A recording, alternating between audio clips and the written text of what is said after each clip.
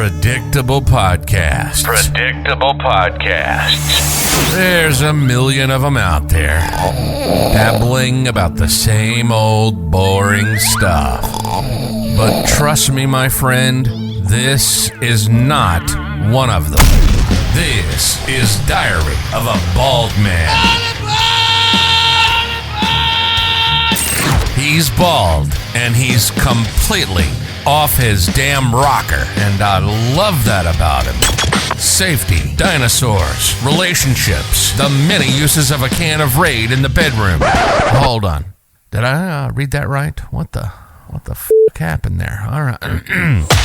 Let's do this. Welcome to Diary of a Bald Man. Now your host, the cue ball himself, Alan Wooford.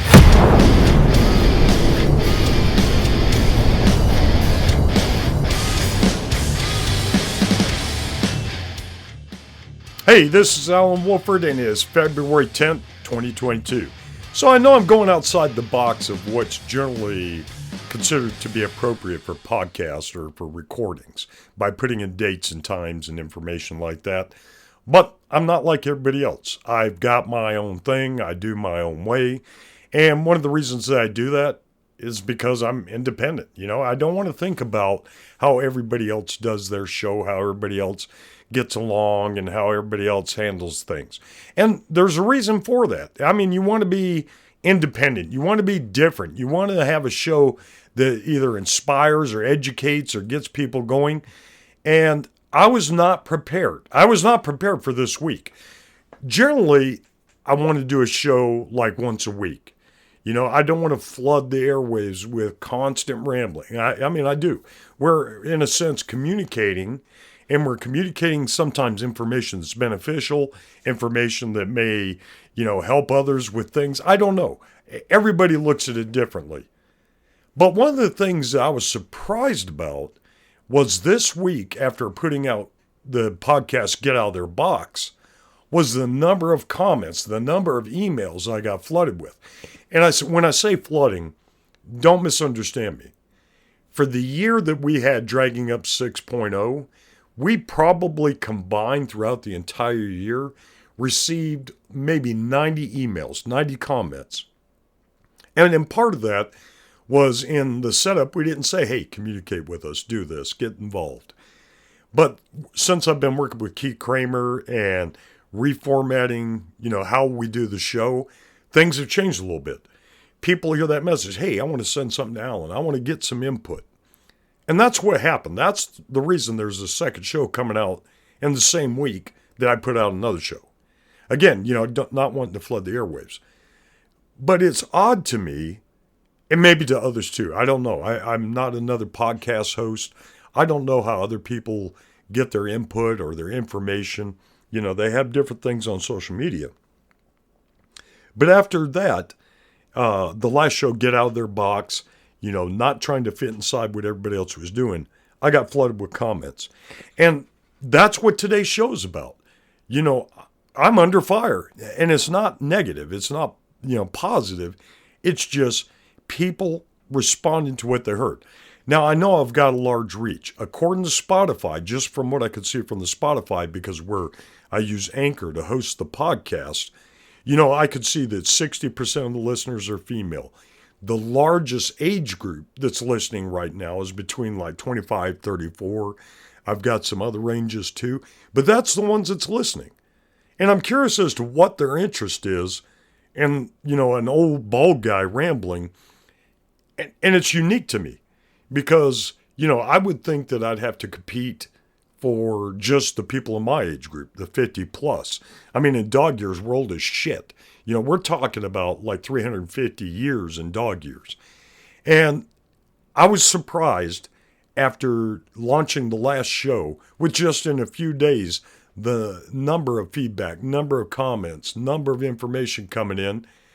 And it blew me away because in the year that we had Dragging Up 6.0, where JR and Betty and I had a variety of guests, I never saw this. I didn't have that much input. We had some good stuff. People would comment on Facebook, or they'd comment, where we posted on LinkedIn things that were relevant to the safety community. But this was great. one of the things that I constantly say is plan, prepare, communicate, engage. But it's the engagement side a lot of people do not participate in because they worry about how their opinion is going to be viewed. Is the information that they're putting out there, is that going to be looked at as being pertinent or a part of the conversation? And it's complete bullshit. Remember, outside of the box, thinking is, just like I said in the last podcast, don't worry about what other people think. You can't control that. That's outside of your responsibility. That's outside of your control. They're going to have good days. They're going to have bad days. They're going to interpret things differently. But the thing is, as long as they're listening to you and you have some type of impact, through auditory, because of what you say and what you do, that's all that needs to, happen, is that it has some kind of impact. In just a minute, I'm going to read over some of the great, commentary that's come in. Now, quite a few of it was, hey, Alan, loved the show. Can you do something on this? Can you do something on that? Just because they want to see my perspective or my view on that. Now, the only ones, because there's been quite a few, and by quite a few, I'm just going to say like 10, my ideas on politics. And one thing I'll never discuss on my show is politics. That has no bearing. Politics and stuff like that, there's so many views. There's so many ways to look at it. And the downside is people get into fights. We don't want to fight. We want to communicate. Yes, there's going to be times where you're going to be like, well, you didn't take my opinion. You didn't take my view. You didn't take this into consideration. That's not what my show's about. My show is about getting things out there, getting you to look at it in a different view. And we'll get into that in just a moment. Hello, you are listening to Alan Woford on Diary of a Bald Man. This episode is powered by Josh and Laurie Philpott, the owners of Crater City Inc. in Middlesbrough, Kentucky. Visit them on Facebook or cratercitylink.com. While Alan can and does cause trauma to your mind, Josh and Laurie can add art and beauty to your life and body through ink therapy and body piercing. Once the ringing between your ears has stopped and you've recovered from the bald man's rambling, go to mindinconstantmotion.com and submit your comments and suggestions. Now, sit back, shut up, and enjoy the show. I love how April puts into, view what I really like. And it sounds a little different because one of the questions that came up through the comment section, through the emails that were coming to me, and for those that are asking, the way people got a hold of me is they went to mindinconstantmotion.com and contact Alan, or they just emailed me directly at alan@mindinconstantmotion.com. So it's not like they Googled something. They were listening to the ads and the intros and the drops and everything, and that's how they got it. But one of the things they asked me is like what you just heard with April talking about Crater City Inc. When I met Josh and Laurie, this was when I went up and little man was getting some ink done, and then I went and got a tattoo done, and we're both veterans. So people said, well, Alan, how'd you get these sponsors? How'd you get Rack Ops? How'd you get Work Zone Coffee? How'd you get They're not sponsors. Nobody pays me for my show. Now, if we got donations, that would help offset the cost, for our access to Fiverr, for people like, Keith Kramer and April and all of them to help support and help us communicate and engage and get this information out there. I don't have sponsors, and that was probably the number one question. Alan, how do you get your sponsors? These are people I sponsor. I use their products. I've had stuff done by them. I was very satisfied. That's why I say the show is empowered by Rack Ops CBD. It's empowered by Crater City Inc. It may sound different to you, but I'm sponsoring them. Part of my issue, and dealing with things is I have PTSD. I have. I've been diagnosed for years. There's people go through different things for different reasons. I've used other CBD products other than Rack Ops, but the problem was the consistency. So when I started using Rack Ops over a year ago, one of the things I noticed is it always worked. I never had jitters. I pass every drug test because it's THC free, and that's some of the things you got to look at is it's not the quantity, it's the quality.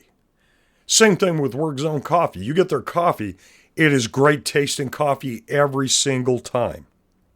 They have a great mission. They support safety all over the place. I mean, go to the Work Zone Coffee website and look at it. Go to RackOps website, look at their things.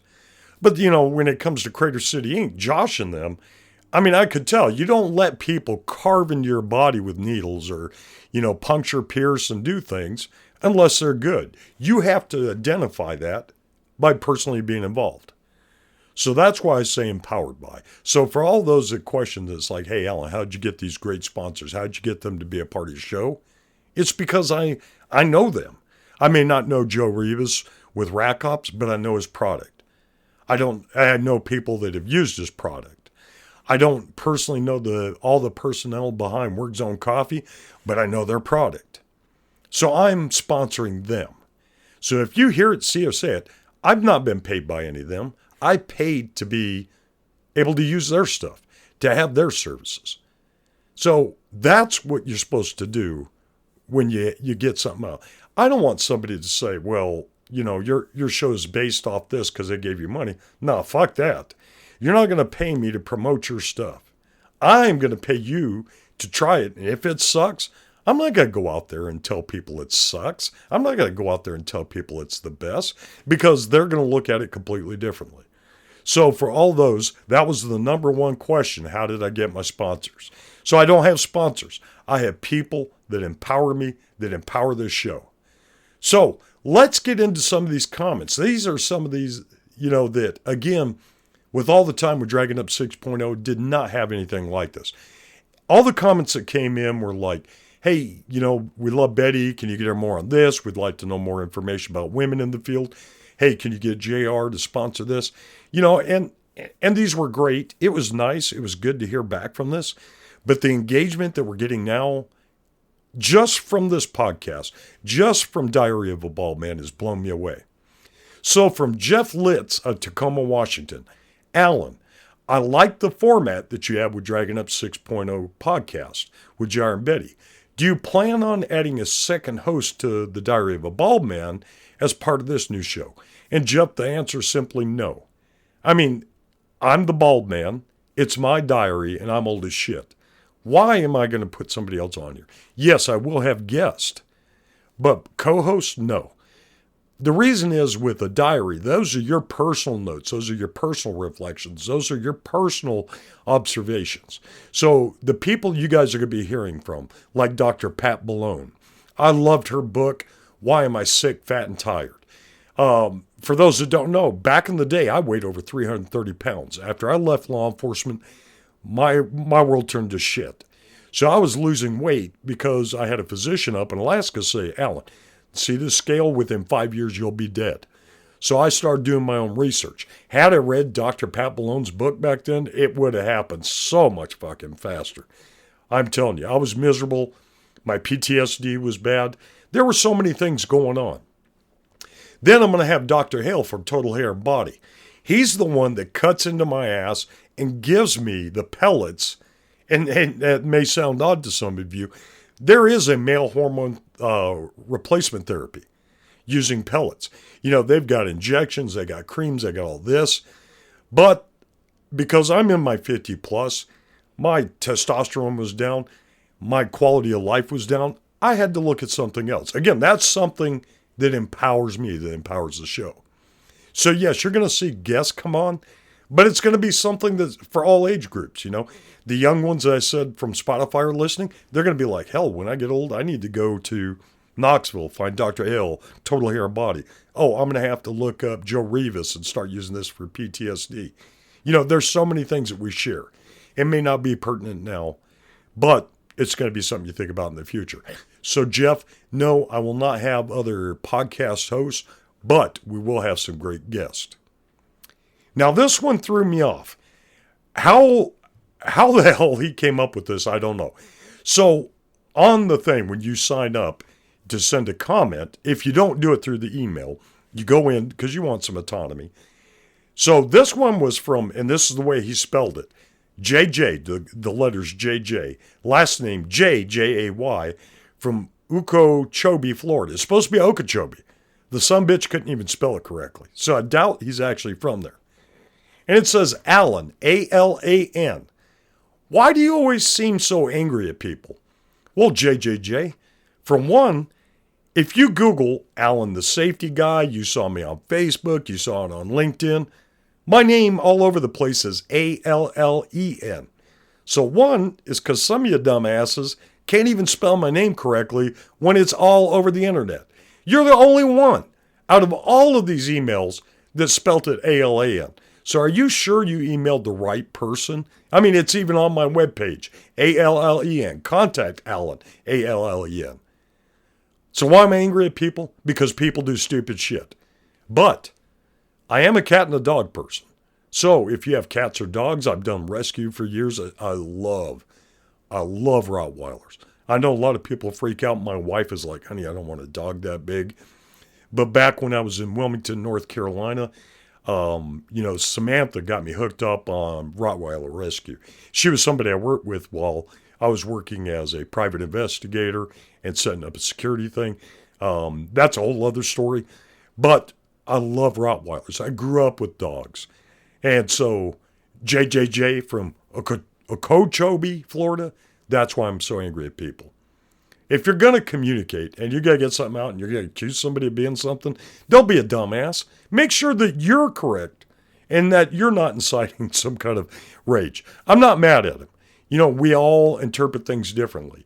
And when he emailed me, he was probably just doing it from the name that he saw that was most familiar. But why I get angry at people is we make mistakes, all of us, including me. I mean, if you ask my wife, 9 times out of 10, I call everybody brother, not women, unless you're a masculine-looking motherfucker. Then I'll say, hey, brother, what's going on? Just because of this whole, you're not supposed to identify gender, stuff like that, which that to me is stupid. Why would somebody say, oh, we're not going to identify ourselves as male or female? That just doesn't make sense to me. You can either, here's the way I look at it, not looking at you physiologically. You can either impregnate somebody or become pregnant. There's only 2 ways. Now, unless you're hermaphrodite, I didn't think about that. So, male, female, hermaphrodite, where you could change both. So that makes sense to me. All right, moving right along. Richard Wolson. Now, this one's one of my favorites. He's from D'Iberville, Mississippi. Now, the reason he's one of my favorites is back in 1975, 76, Dad was stationed down at Keesler Air Force Base with the 7th ACCS. And we lived in D'Iberville. So, Richard, thank you for reaching out. I don't remember much of the place, but it was one of the great parts in my life prior to us going to Guam. Richard says, hey, Bald Man, love the show, but I'm curious about the new one being released called 2 Vets in a Cup. You do know there is a twisted video surrounding the internet about 2 chicks in a cup that you have to compete with, don't you? Well, Richard, good observation. Other people have brought me that same information, but because I'm obviously not a dirty psychopathic porn freak like the rest of you out there, I did not know about the 2 chicks in a cup.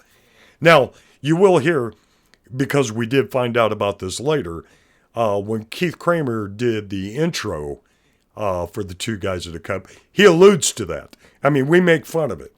But no, the reason we call it 2 Vets in a Cup is when I'm calling out, for those that are just learning about this, 2 Vets is not just about military vets. It's also about first responders. And the reason is I'm a military veteran and a law enforcement veteran. And what I'm going to be doing is talking to other veterans, both military and first responders, to say, how did this help you? How did this build you up? Or how did it totally fuck you up? Because some people are like that. They went into the military, country hick, city kid, whatever. Learn combatives, learn this, learn these trades. Then get out and you see that they're completely different. The mindset's different. Their attitudes are different. And in some ways it's in a positive, because, during Vietnam and then through the 80s, you could get out of jail and go into the military. And some people excelled right? Because they were given that other opportunity. They were given a chance to prove that they weren't just a piece of shit.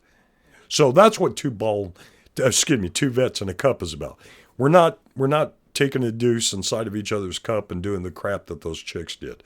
So Richard, yeah, there is a twist to it. Thank you for the question.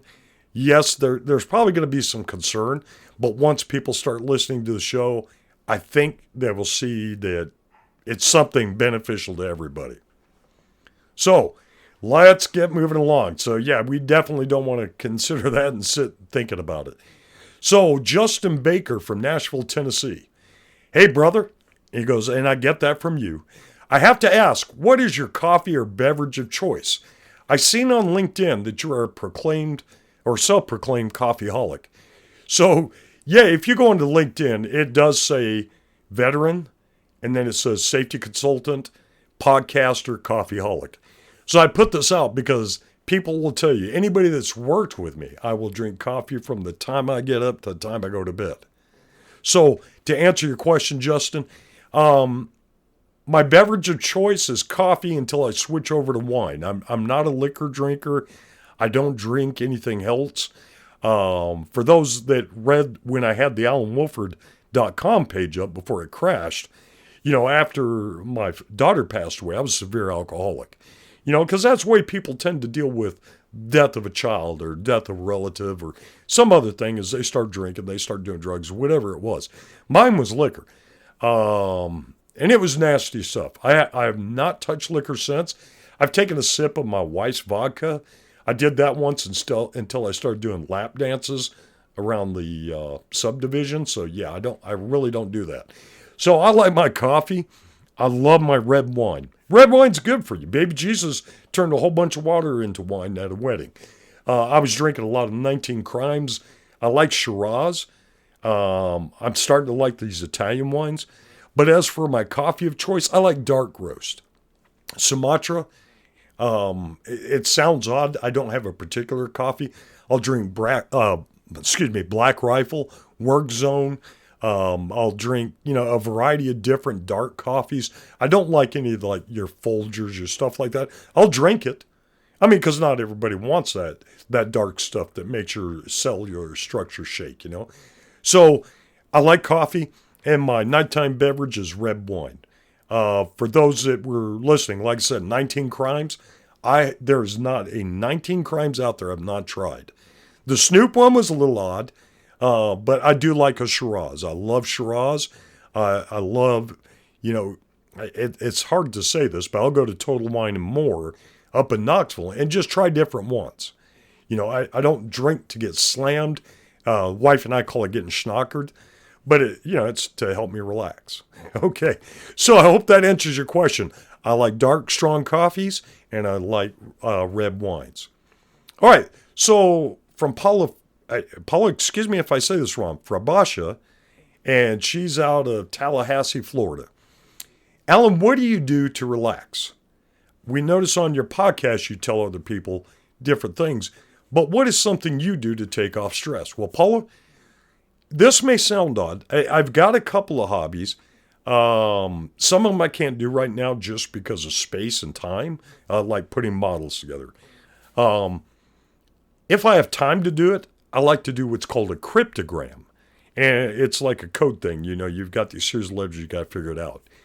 But what I physically do, I'm getting ready to start back into some lightweight training from, using a mace that I got from Onnit.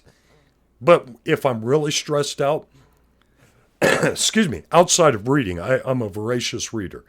My Kindle and my iPad are both maxed out with books, particularly things based on true history. I read a lot of stuff on spycraft, intelligence gathering. My father was an intelligence person in the Air Force, but then I had friends when I was in law enforcement that did everything from counter narcotics to violent criminal apprehension, stuff like that. So I like to see people, not that I knew them personally, I like to read things on how they did this, how they caught these people that were just really bad. But what I physically do, now this is going to blow a lot of people away. I do laundry. Yeah, as odd as that sounds, I can go in there wash and fold clothes, my mind's off everything. I'm not thinking about work because as a safety consultant, I got numerous clients with different and a whole variety of issues or events or things like that. But I focus on getting the perfect fold. And my wife and little man will tell you, they laugh all the time. You can give me a stack of shirts and they'll all be folded and set exactly the same. And I can do it every time like a machine because I just get into a mechanical mode. I free my mind of that. And all I'm setting is, based off of growing up in a military family, being in the military myself, putting things into order. Because I have severe, I don't want to say severe. I have ADHD or ADD, not really narrowed it down, but with my PTSD and stuff, I can do dishes or I can do laundry. And that gets my mind into something else. I'm focusing on getting the dishes done, getting a certain thing, just relaxing. Nothing that takes an active thought or anything. And it sounds odd, but it relaxes me. Or one of the other things is, back in the day, I would iron my clothes. And it would sound so odd, especially being in construction or industry. I'd iron my uniforms, but it was coming up in a military background. And you wanted to look good. You represented a certain position. So when you went out, you didn't want them to think, okay, well, this is a shitbird. Not that people that didn't were. But because I had a different position, that stood out. Okay, so thank you. I appreciate it. That was a great question. All right, so here's another one that threw me off. How the forum didn't pick this up. This is from Nosy Bitch from Internet USA. So obviously she didn't want to put a real name in there or where they're basically out of. Hey, Alan, my husband and I looked you up on LinkedIn after listening to that episode on first aid kits and PPE, my husband's favorite, because where he sells personal protective equipment and sanitary items. Of all the careers that you have had, which one did you enjoy the least and which did you enjoy the most? I too am a veteran and have spent time as a paramedic before I became a travel nurse. Well, nosy bitch,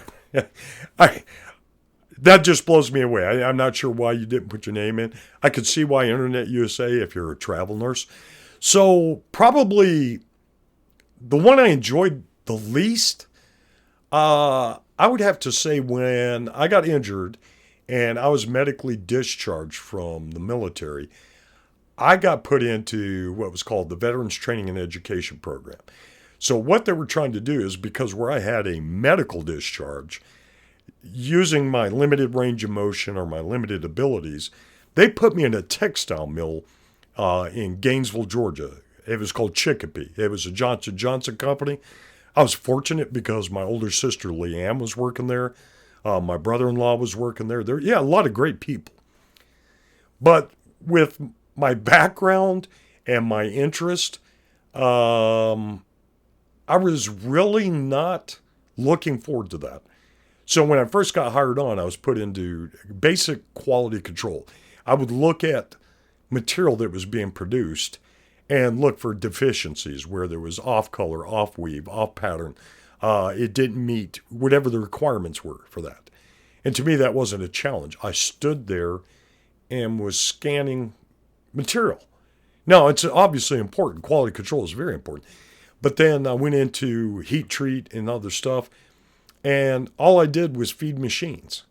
I didn't feel like that was a challenge. And without a challenge, I didn't feel useful. I just felt like I was part of a cog. So that would be the least favorite. Now, my favorite of all time. Now, I love being in the military.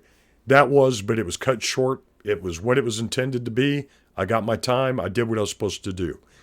But my favorite thing, and I hate to say favorite because it took one of my best friends in the world passing away, getting killed in confined space.